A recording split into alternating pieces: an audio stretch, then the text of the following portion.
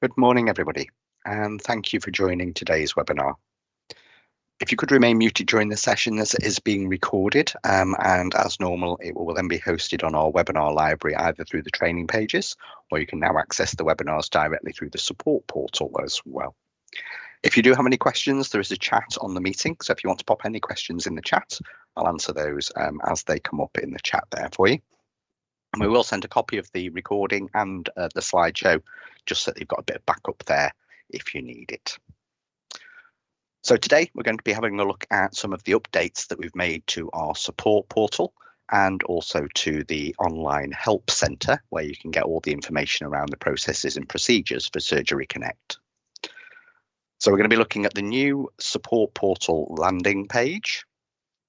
We'll have a look at the support portal itself and how to raise a ticket.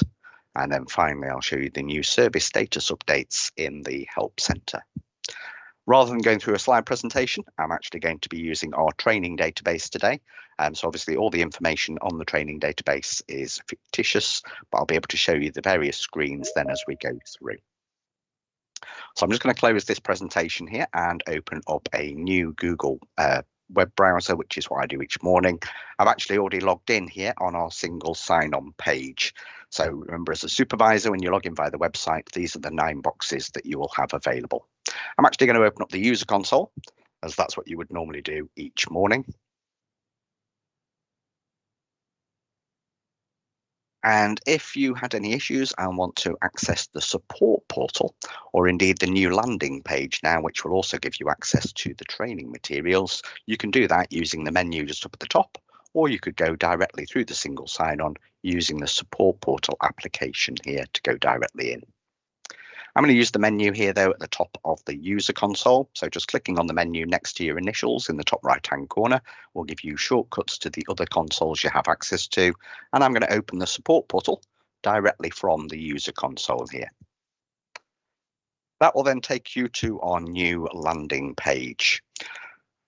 There's lots of information on the Help Centre, and this will now give you the option to search through the various articles. So if you're having a problem that you think may be able to be helped with step-by-step instructions, then you can search through the articles just up at the top of the page here, and that will search through the Help Centre guides. You'll also see that we have a new service disruption section here, and it will tell you whether there's any issues. At the moment, there's no disruptions on, and you can see that everything is resolved and operational. We've also got our link here to the webinar library. So all the supervisor webinars are available through the webinars here. We've actually split it down so it's easier to see which webinars are available for which users. So the webinars here are all in the library, but they are now split up into a section for individual users. So these would be your standard users. So we've got information here on the latest phone bar that's available for EMIS, and also how to work remotely using the user console and soft phone. There's also all our training materials here, so you can access those through this section as well. And then if you scroll down a little further, you've got access then to the supervisor webinars that will go into a little bit more detail about how you can set up the system and change the system as you're using it there. If I go back to the landing page, the next area is actually going directly into the training resources. So if you have any new starters, they can just watch the online videos and get the information that they will need as to how you use Surgery Connect within the practice. If I click on the training resources here, it will then take us into all of the online training that you can see. So we have our training schedules. So we do user sessions twice a week at a lunchtime that any practice can join. So if you do ever have any new starters and you want them to join a session, just pop on to the support portal and go through the training resources, and you'll be able to see the up-to-date schedules for both the phone bar and desk phone, if that's what you're using within the practice, or the user console, so the Surgery Connect user console, and the desk phone here if you're still using the version 3 integration. Anybody that's moving from version 3 to version 5, so if you have the integration at the moment and you're thinking of upgrading to the phone bar on EMIS, then there is the upgrade sessions as well. So we do a half-hour session twice a week just to go through that upgrade process before you book your ticket with support. Scrolling down, you can also see all of the videos and the training resources. So here we have all of the training, and we'll also be adding the old handsets in here as well. So if you're using T21s or T27s, those handset videos will also be hosted on our help pages here for you. Again, going back to the support portal landing page, if the webinars and the training resources weren't what you needed, then you can still access the support portal by clicking on the section that says still need help. That will then take you into the ticket section. If there's any notification around any service disruptions, you'll need to load your tickets. So there's a little load tickets icon just at the top. Normally, if there's no notification in here, and this is all set up for the training database, then you would see any tickets that you have outstanding and are currently open, as well as the tickets that have been closed for a month if you're a supervisor for your particular practice. So you can keep an eye on any issues that have been raised through Surgery Connect with the support team directly through that support portal. If you need to raise a new issue, just click on New Ticket up at the top right-hand corner, and that will enable you then to raise a ticket to the support team.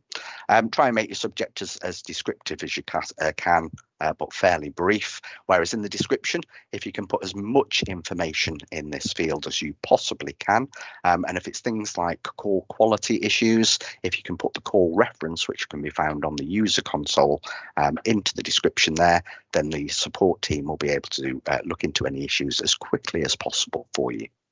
If it is call quality issues, if you can give us the call reference from a few calls, just so that we're able to look into that quickly and easily.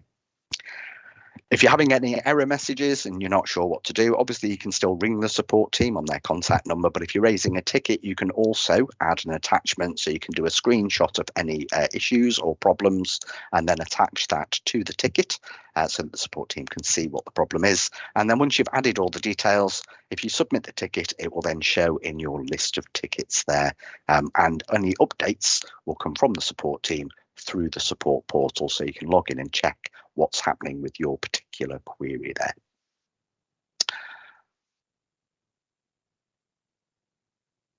If we want to go just into the help center, we actually have more information on any disruptions that you're seeing. So I'm going to go back to the user console now, and rather than using the menu, I'm actually going to use the little help icon just up at the top here to open up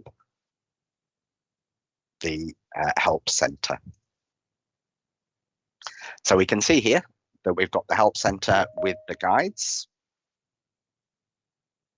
I'm going to make myself do not disturb so that we're not getting the call coming through. There we go. So we've got the guides here, and as usual, you can search through all of the articles in the help center. Any new feature updates will also show on here. So we have the standard user view that's available in the background, and that's been updated slightly. And then we also have our system status here.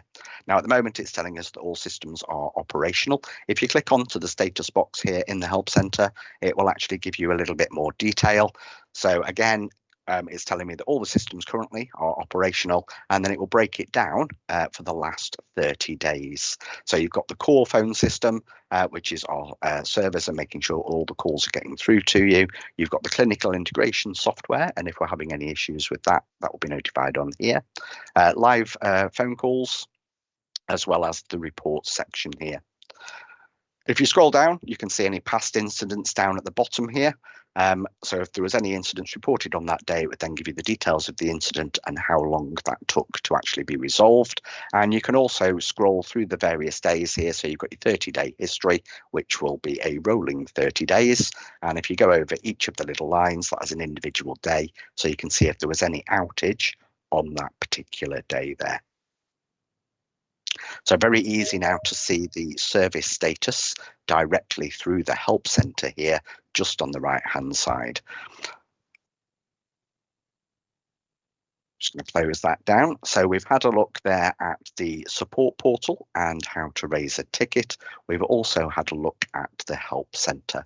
So I'm just going to go back here to the presentation just to finish off that last slide. So we have a new support portal landing page that will give you access to the online webinars or online training resources, as well as being able to search the help center and access the support portal in order to raise a ticket should you need to.